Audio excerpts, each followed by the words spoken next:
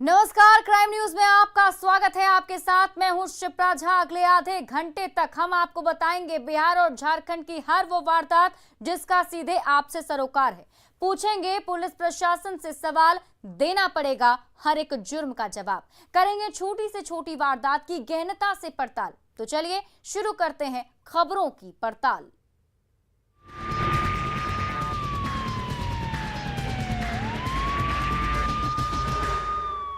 एक बार फिर प्यार करना गुनाह साबित हुआ है। एक ऐसा गुनाह जिसमें प्यार करने वाले को बिना किसी आईपीसी की धारा के ही सजाए मौत मिली है।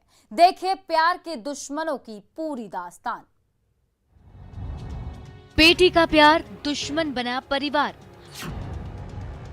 वो माशुका से मिलने पहुंचा तो मार दिया। आशिक शव को खेत में दफना दिया। मुर्दा बोलेगा सच, खुलेगा राज।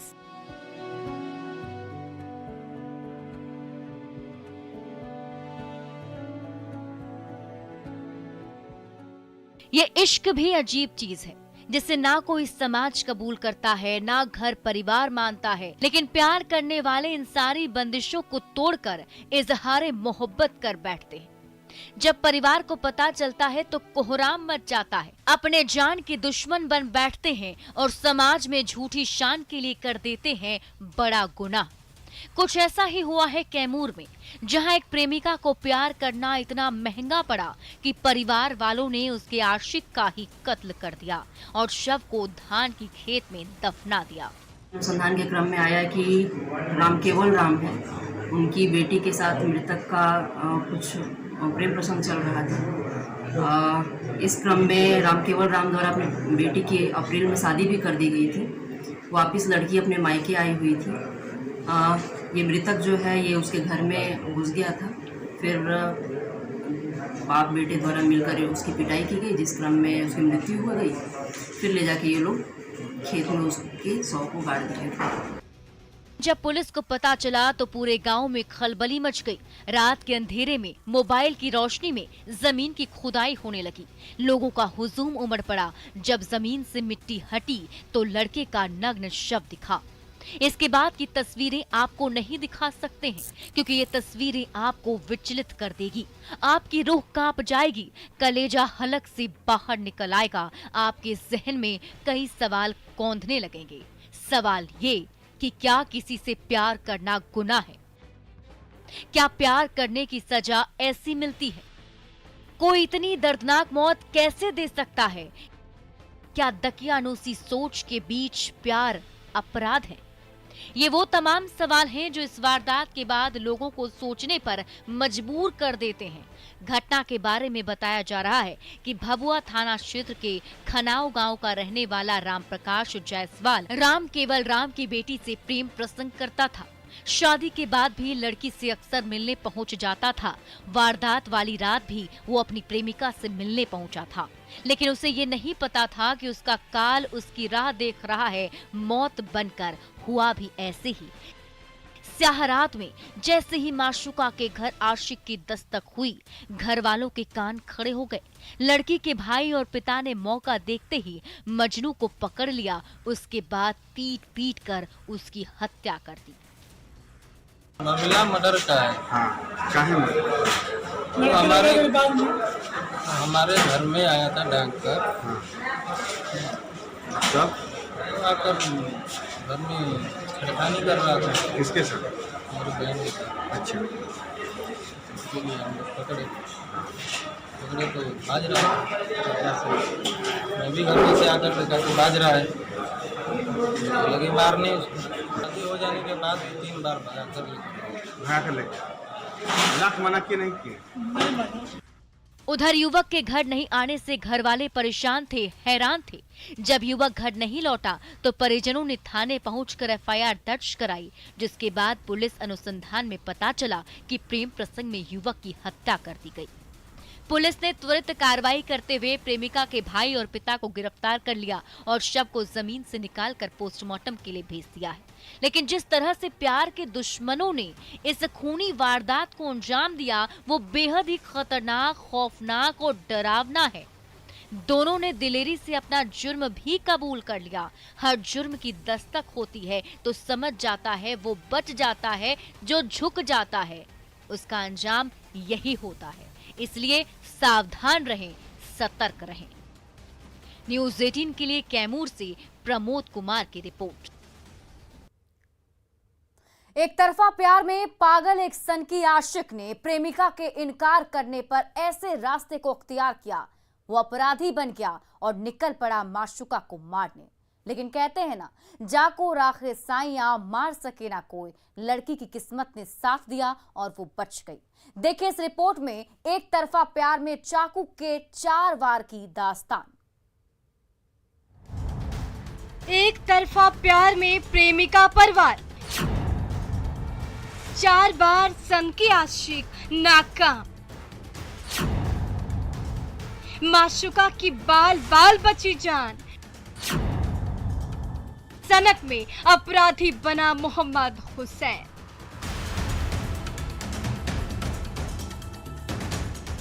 कितना नादान है ये दिल, कैसे समझाऊं कि जिसे तू खोना नहीं चाहता वो तेरा होना नहीं चाहता।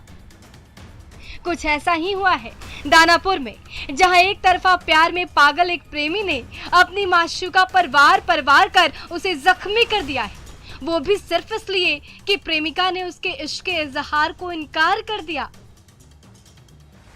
उसके बाद क्या, सनकी प्रेमी आग बबूला हो गया, उसके सिर काल सवार हो गया और वो निकल पड़ा अपनी माशूका को मारने। लेकिन कहते हैं ना, जाको राखे साइयां मार सके ना कोई। एक लड़का है ना बगल का, वही 2-3 दिन पहले साल भर से तंग किया था, तुमसे शादी कर लो और क्या बोलते शादी कर लो।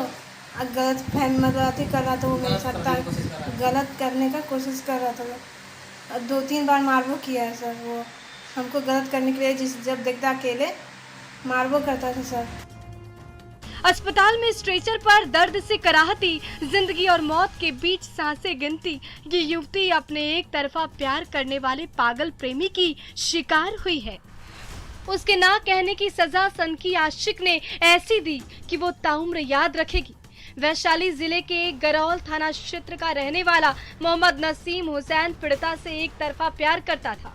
वो पिछले 1 साल से उसे टॉर्चर कर रहा था, धमकी दे रहा था। उसके बाद भी प्रेमिका ने हिम्मत दिखाते हुए इनकार कर दिया। यही इनकार पीड़िता के लिए काल बन गया। इनकार और इकरार की सारी हदें पार करते हुए आशिक मौका देखकर आधी रात को निकल गया। रात के करीब 2:30 पर वो अपने माशूका के दरवाजे पर पहुंचा, जहां प्रेमिका नींद की आगोश में सपने बुन रही थी। आसमान में तारे टिमटिमा रहे थे। आसपास का इलाका सन्नाटे में तब्दील था। इसी बीच मौका देखकर सनकी प्रेमी अपनी प्रेमिका के घर जा घुसा। उसके बाद क्या हुआ आप खुद सुन लीजिए। आया 2:30 बजे रात को 26 तारीख को, हमको ना मार दिया। क्या चीज मारा? चाकू मारा सर, चाकू मारा तो हम तो सोए हुए थे, एकदम नींद में सोए हुए थे। हमको नहीं पता चला, जब वो निकाला चाकू तो हमको नींद टूटा। फर्स्ट बार मारा तो चल गया पेट में, दूसरे बार में सर यहाँ पे, दूसरे बार में मारा ना तो हम यहाँ से रोक लिए। और फर्स्ट बार में मारा तो वो हमको मुंह जान दिया था कि चिल्लाएंगे। फर्स्ट बार में मुंह जान दिया, दूसरे बार में मारा तो हमको नहीं टूटा तो हाथ मारे। तीसरा बार में हम उसको हाथ मुँह पे से हटा दिए। उसके बाद जब हम चिल्लाए तो मेरे अब्बू है सो उठ गए, क्या हुआ। उसके बाद वो भाग गया। एक तरफा इश्क में पागल आशिक वार पर वार करता गया, माशूका बचती रही। जब शोर शराबा हुआ, सनकी आशिक खून से सना हाथ लेकर मौके से निकल गया, जिसके बाद पीड़िता के परिजन ने आनंद फानन में उसे अस्पताल पहुंचाया। किस्मत अच्छी थी कि 4 वार करने के बाद भी वो बच गई। सर गलत करने के लिए बोल रहा था, ये गलत करने से इनकार कर रही थी। हमको भी उम्र नहीं है, जहाँ मेरा भाई लोग शादी करेगा वहीं करेंगे। मेरा भी उम्र नहीं है कि हम शादी करेंगे।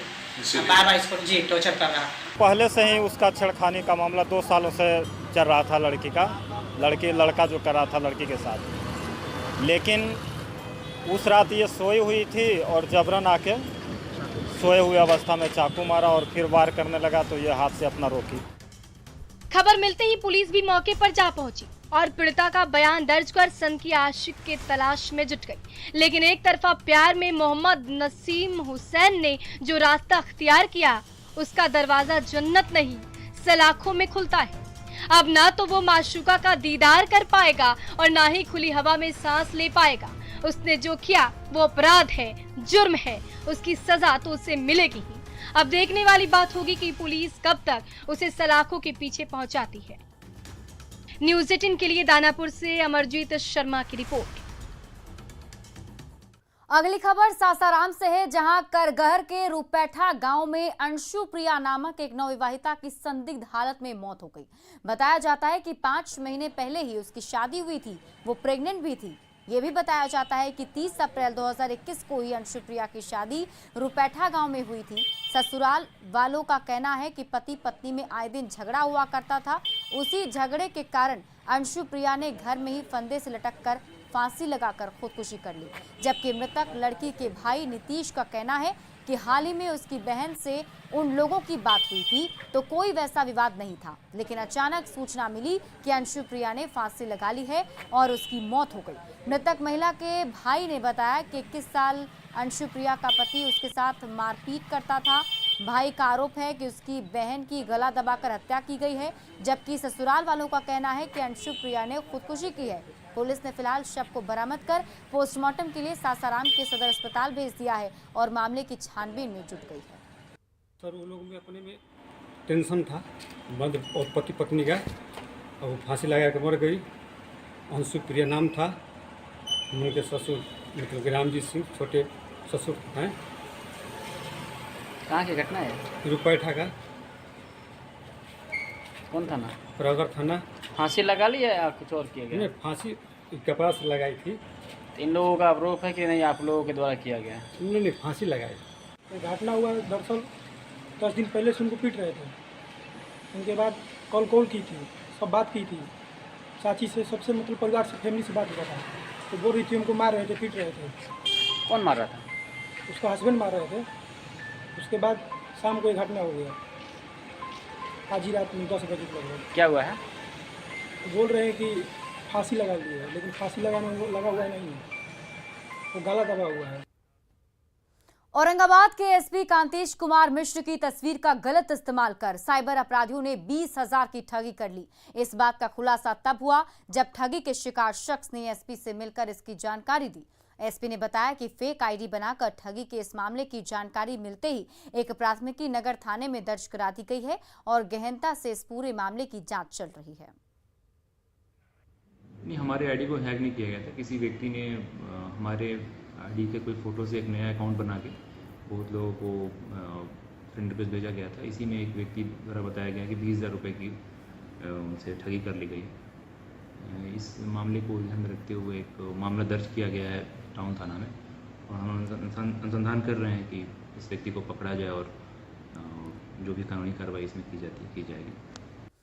गोपालगंज में मोबाइल ऐप के जरिए ठगी का मामला सामने आया है। यहां युवाओं ने निवेश के नाम पर मोबाइल ऐप के जरिए भारी भरकम राशि जमा की, लेकिन लोग उस वक्त हैरान रह गए जब कुछ दिनों बाद मोबाइल ऐप ने काम करना बंद कर दिया।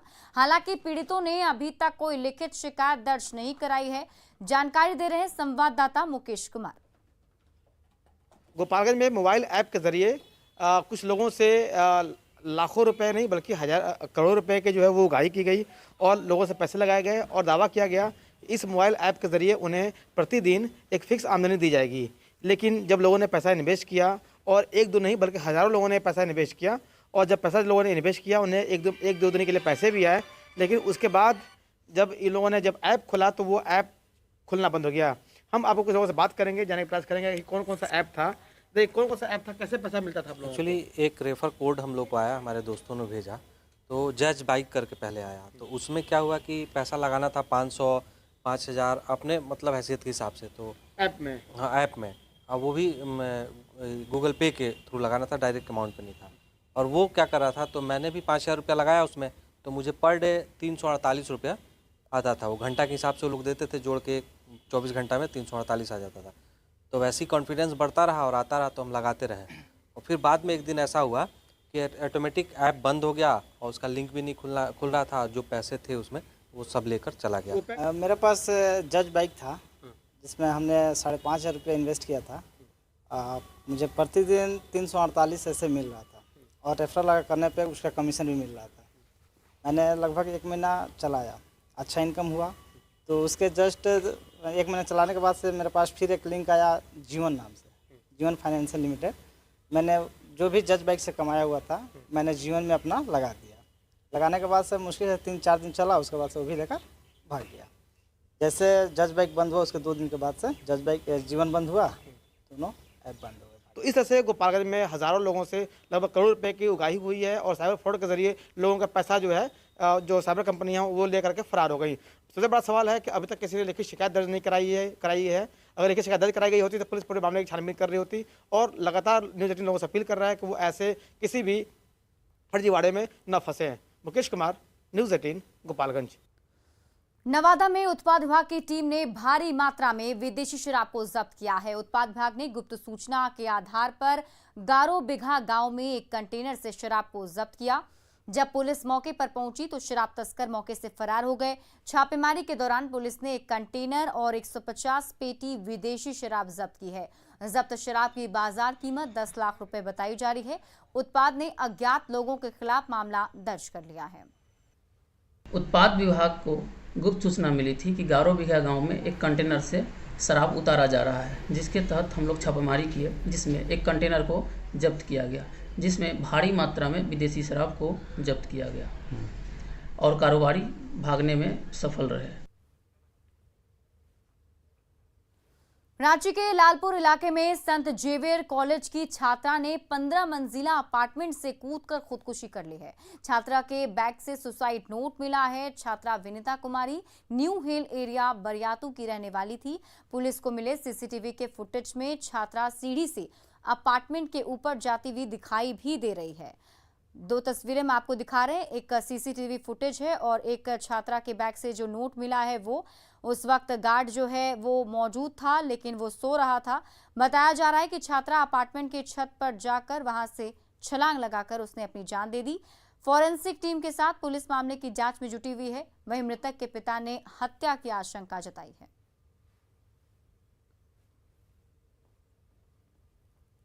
जो ये 15 तल्ला बिल्डिंग है, मोदी कॉम्प्लेक्स है। मोदी कॉम्प्लेक्स में एक लड़की के सुसाइड करने की सूचना मिली छत से, टेरेस से कूदकर।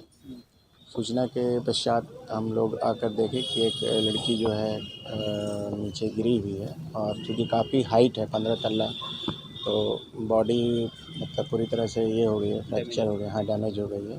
सीसीटीवी फुटेज वगैरह में देखा गया है कि अकेले आई है और हम लोग अभी जांच पड़ताल कर ही रहे हैं। स्पेशल की टीम भी आई हुई है और इसका जो अग्रतर कार्रवाई है वो की जा रही है।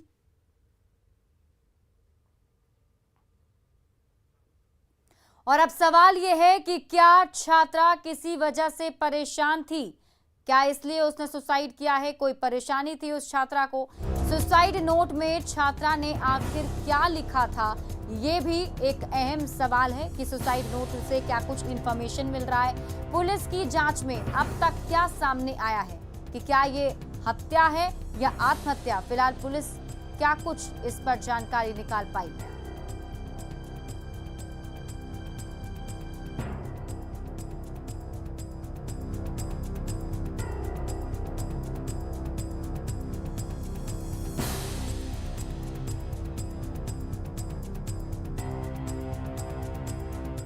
सरायकेला में पिछले 8 दिनों से लापता व्यवसायी पुत्र का अब तक पुलिस कोई सुराग नहीं लगा पाई है। इससे नाराज लोगों का कांड्रा पुलिस और सरायकेला खरसावां की जिला पुलिस के खिलाफ गुस्सा फूट पड़ा।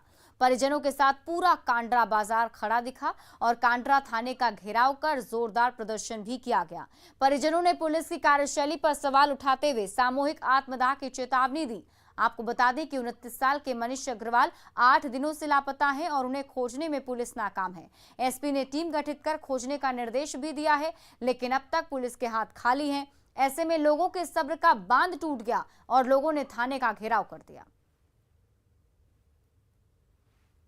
बाप नहीं चाहिए, हमको बेटा चाहिए। उनके बदले तो कोई सर दूसरा सर आ जाए, समय मांगेंगे। मेरे बेटे के साथ कोई गलत हादसा नहीं हो सर, मेरे बेटे के साथ कोई गलत हादसा हमको बताए रिटर्न में, हम भी वेरिफिकेशन करेंगे। यही पूरा जान दे देंगे सर, हम आज जान दे देंगे। आप लोग वापस जा रहे हैं क्या? नहीं कुछ पता नहीं है, हम यही रहेंगे सर। 48 घंटा में मेरा बेटा को नहीं लाएंगे, हम लोग यही रहेंगे। रांची के रातों में जमीन विवाद में एक शख्स की पीट कर हत्या कर दी गई। तिलता के पास हुई वारदात के बाद इलाके में तनाव का माहौल है। मिली जानकारी के मुताबिक मृतक इदरीश का इस जमीन को लेकर दूसरे गुटों से विवाद चल रहा था। थाने में मामले की शिकायत भी दर्ज थी, लेकिन जब इदरीश काम कराने अपनी जमीन पर पहुंचा तो दूसरे गुटों के लोगों ने हमला बोल दिया और उसकी पीट कर हत्या कर दी। मामले में कुछ लोगों को हिरासत में लिया गया है। ये जमीन हम लोग का सरना स्थल है, पर ये गलत है, बिल्कुल गलत है। जमीन मालिक हाजी साहब का अप टू डेट रसीद, खतियान सब कुछ है, जिनमीन है, और उसमें हम लोग गलत तरीके से कोई लड़ाई झगड़ा का मैटर मकसद से मारपीट का और नियत से हम लोग गए ही नहीं थे। जो लोग का सेटिंग का तहत काम हम लोग वैसा नहीं थे कि मारपीट करना है। वो लोग को सेटिंग हम लोग को पता भी नहीं था कि लोग पी खा के चढ़ेगा, मारपीट करेगा। और क्राइम न्यूज के इस बुलेटिन में अभी के लिए बस इतना ही, लेकिन न्यूज 18 बिहार झारखंड पर खबरों का सिलसिला लगातार जारी है।